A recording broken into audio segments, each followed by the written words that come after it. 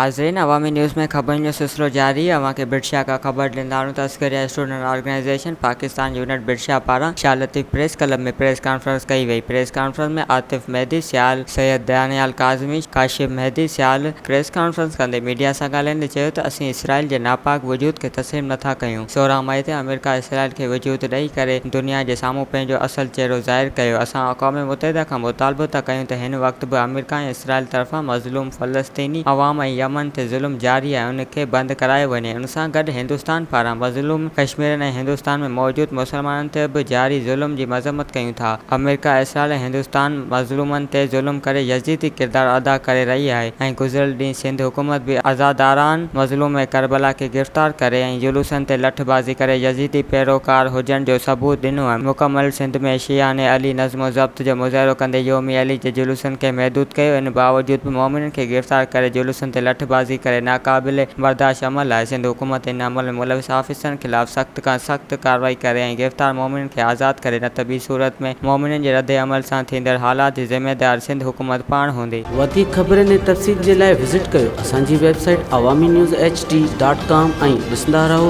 Awami news HD।